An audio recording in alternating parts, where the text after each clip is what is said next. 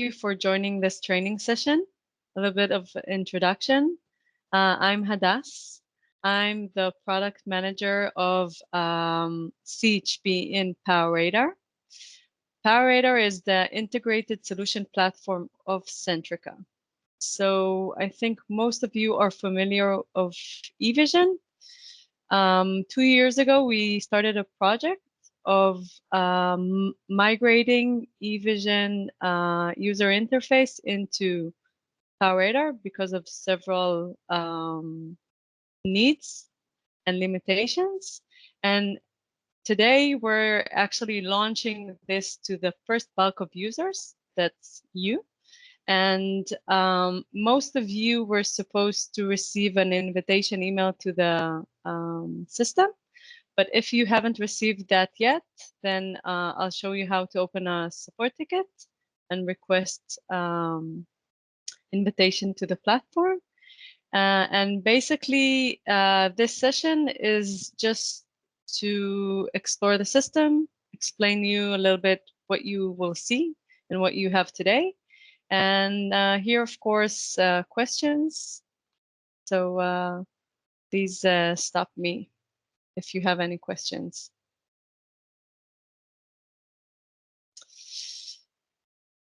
I'm going to share my screen.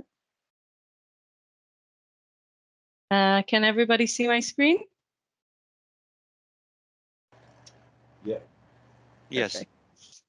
So basically, after you receive, just a second, after you receive an invitation email from the system, you will reach a sign up page. And basically, this is the login page. In the login page, you could select different language if you want to see the system in different language, or if you have any issues, click the contact support and open a support ticket. The login is basically entering your email and your password and launching in PowerRadar. This is our account view where you could see different KPIs on the different capabilities in the system. So as I explained in the beginning, PowerRadar is the integrated solution platform of Centrica. In this platform, you could see CHPs and sensors and solar and electrical vehicle chargers and many other assets that are supported on each account in site. And today I'm gonna drill down to the CHP solution. So as a user, you could see all the sites under your account and several KPIs that are relevant to this account. How many sites? For sites with CHP, what is the CHP energy produced, the managed load, the number of sensors if you have sensors on site. And you could easily select different KPIs and display them in your account dashboard. If you have any questions, you could always open a support ticket from the system or explore different information on PowerRadar in our help center. This is our knowledge base where you could see several things that are displayed in our user interface and different explanation on these functionalities. So as I described, this is the account view. You could see this account view as a map of sites or CHPs in different location and their status. The small number reflects that there are 2 CHPs on a specific site.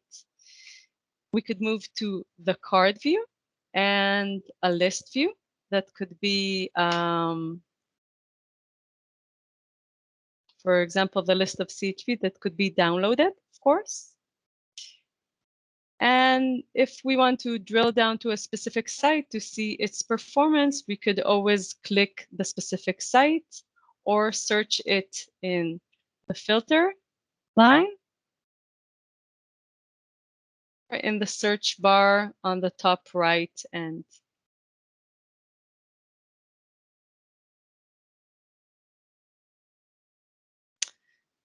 This is the site dashboard. A site with CHP is reflected with specific widget that shows information on the CHP on the site.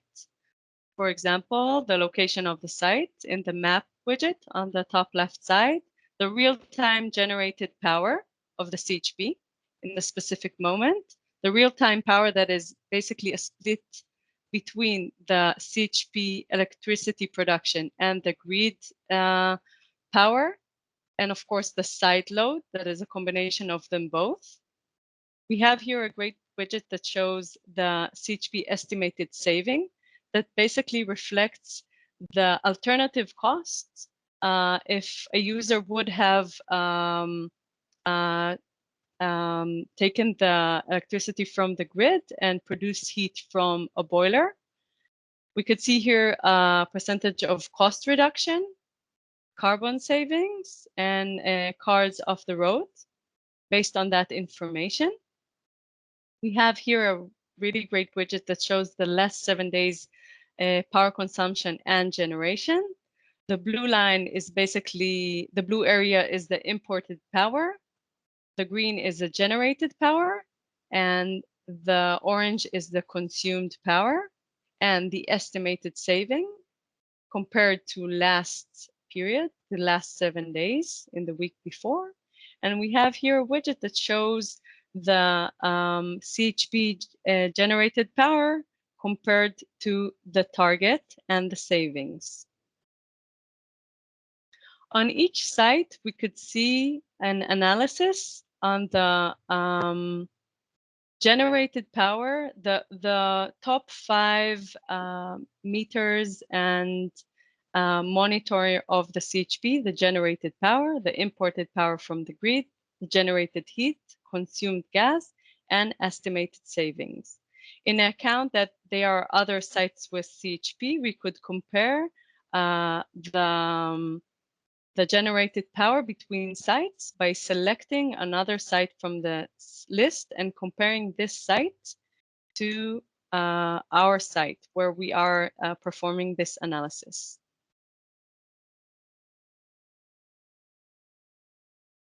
This view, the energy view, could be a great analysis view for several different periods. You could see the information on a weekly basis,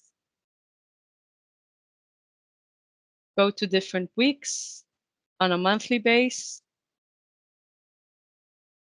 and of course, comparing the information to other previous periods, other months, for example. I could compare September versus October if I want to look at one previous period or 3 previous periods and compare the CHP generated power versus month by month.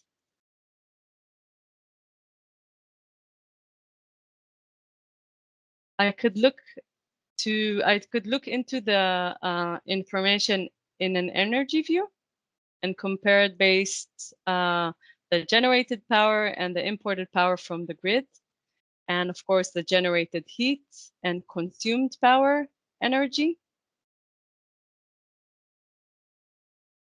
We could add outside temperature and look at the correlation between temperature and the power and energy that is either imported, generated, or consumed from the CHP, and download the information to CSV or picture in several different resolutions. I'm moving to the CHP view in our test environment. In our CHP view, that is a dedicated view for the CHP, we have more granularity of information on specific details on each CHP.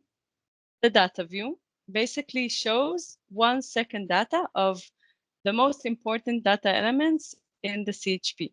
We could see here on the header the information on the CHP ID, if it's live, paused, or no communication, the last message and status of the CHP, the time granularity, the date, on which mode the CHP is working, rounds per minute, actions that for our user are not relevant, control actions. You could always see this view in the full screen mode to see the information more clearly.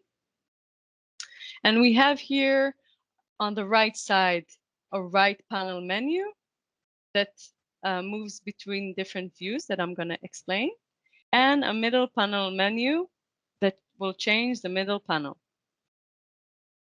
On the left side, we have the event list, which shows the last and historical events that were sent from the unit. I will start with going through the right menu panel. The first view is the electrical panel, which we have today in eVision as well, and shows the last reading from the electrical panel. Voltage, kilowatt, amperage, cosinus phi, etc. The second view is the meter view, either accumulating readings or last reading from the engine.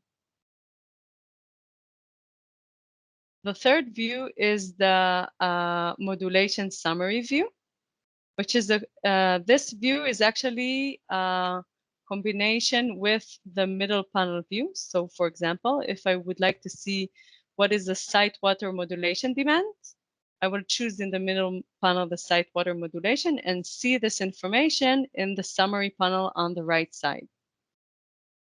The red dot is a reflection of the actual overall power demand. It shows that the CHP is not performing in 100%, but less, and one of the modulation is actually active. I could move in the middle panel menu to the electrical power modulation demand and see the actual power modulation and its limitations, the maximum export power, the stop level, the stop delay. This information is reflected in a similar way to eVision. And of course, we could see if the modulation is on or off. In the third view on the right panel side, we could see the active alerts. So now we have a fault on the fire alarm status. We could see this information on the header in the status panel, and a warning on the PHE site water in. I can see in the first view of the input-output sensors all the information of all the different data elements that are reflected from the CHP and their status. We have a description, the tag, if there is an active alarm, if this data element is on or off. Right-click on this panel could is actually a selection to the table to show more information, for example, the data element number, or remove information from the screen.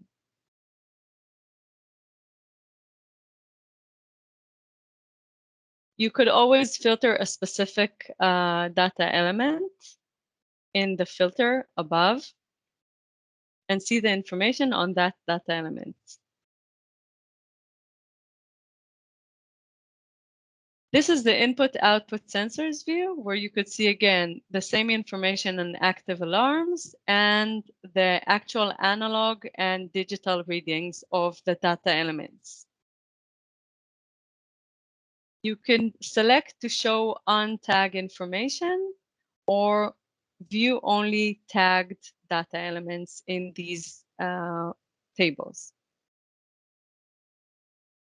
Going over again to the right menu panel, the fifth tab is the exhaust temperature, where we could see the actual temperature of all the exhausts in one view. And by clicking the comparison tab, we could see the comparison between the different exhausts in the engine. The last tab is the adjustment settings tab, where we could see all the adjustments overlay on the CHP. For example, the default power factor, the service interval, if the extended service is off or on. And we have all the information on additional adjustments. Going back to the middle panel menu, we went over the input-output sensors view, the site modulation, where if we click an element, we could see the information that is located in that element. This is true to each data element in the view. For example, if I go back to the input-output sensors view, I could click on a specific element. Just a second. And see the information on that element. This is reflected as well in the view itself. Going to the schematics view, this is basically the schema of the engine. We could see all the data elements that are working, not working over time. If I, in parallel, open the events list, I could start to investigate the different events in the view. The upper end of the event list is basically the last 5 live events sent from the engine. We could see the details on the event, the data element, and the time that the event occurred. Right-click on the table bar is a selection if we want to see more information like tag details on the specific event. On the lower side, this is actually a historical list where a user could see all the events sent from the engine. This event list is filtered. We have the information events, the warning events, the alarm events, and fault events. So for example, if a user wants to investigate all the fault events in the engine, he could click these filters, and the list below would be filtered only to fault events. The user could scroll down to investigate historical events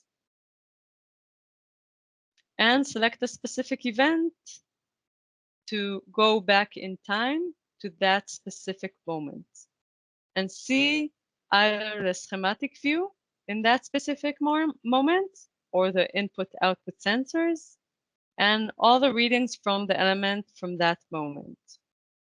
We could always filter out all the specific events and move back in time to a specific analysis that the user wants to do on the data element level.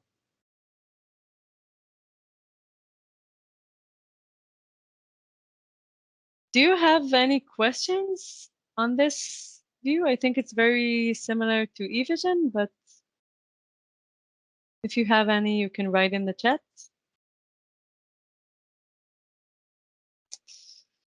Okay, so I'll continue. The second view that is related to the CHP is the analyzer view. This is basically analysis on the data element level over time for a full day. So all the data elements are filtered to specific groups of temperature, of pressure, and if a user would like to monitor or analyze a specific element, he could select it from the list and see the information over time of that element. This is the specific CHP unit that is monitored, and the user could jump back in time to see the relevant information day per day. This data can be downloaded to Excel on the computer. And of course, we could review this in a full screen view. Some users have specific data elements that they would like to monitor. This is why we have the data element group functionality. If we click this group by, a right click on the site name will create a new group. And if, for example, a user is interested only in the engine data elements, he could filter out and select these elements in the list and save the group under his user. And this group will reflect all the information that is selected and will be saved over time. So a user could always enter this view and see all the information in one click. And of course, we have an alphabetical order of all the data elements on this unit. And that could be selected by the user and seen over time. The last view we have is the time and profile editor, which is basically reflecting the operational time of the CHP, when this unit is working and not working, and the different profile activation in that unit. That could be selected in the drop-down. Another functionality we have on the site is alerts, which we are in the development of creating new alerts for CHPs. And specific reports on different elements and CHP functionality. For example, we have fleet summary reports and performance reports on the CHP. And basically, your user would be visible to all of these views. Have one of you tried to enter the system already since you have received an invitation email? Or would you like to share your experience with the system?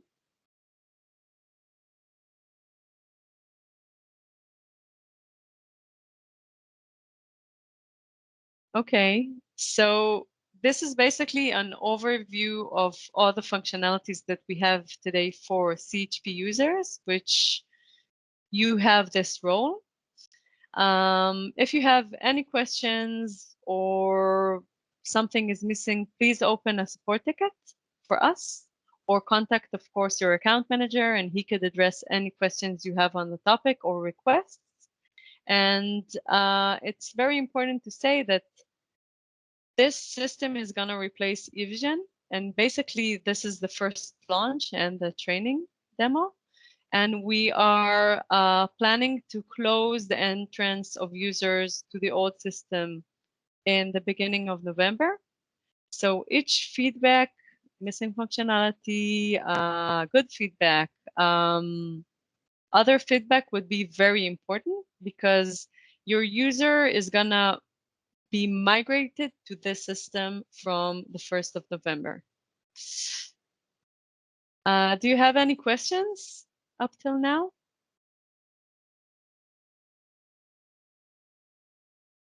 Hi, yeah, we've got quite a few separate units on our existing eVision account, and the basic eVision screen with a folder for each unit.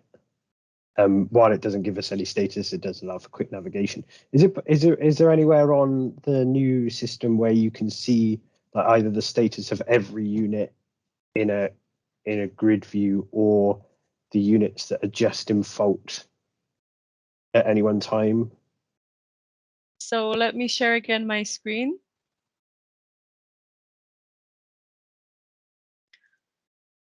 On the account level, you could move either to the map view, which shows if you select not the site view of the map, but the CHP view, you could see under your account all this is the test environment. So maybe we'll move to the production environment that data is live. You could see the status of the different CHPs under your account, if they're running, available, fault, or offline. And you could see this information per CHP in the list view of the CHP. You could see the status of each unit. and more information on the topic. For example, the rated power, when the contract it starts and ends, our Okay. run Yeah. yesterday, etc. Okay. And can you can sort that by status? Can you, or is that Yes. possible? Yeah. Yeah. Oh, great. Okay. And you could filter. I see this is only on the site level, but you could sort it by status and see all the information, and of course download this to Excel. Yeah. Fine. Oh, that's great. Any other questions?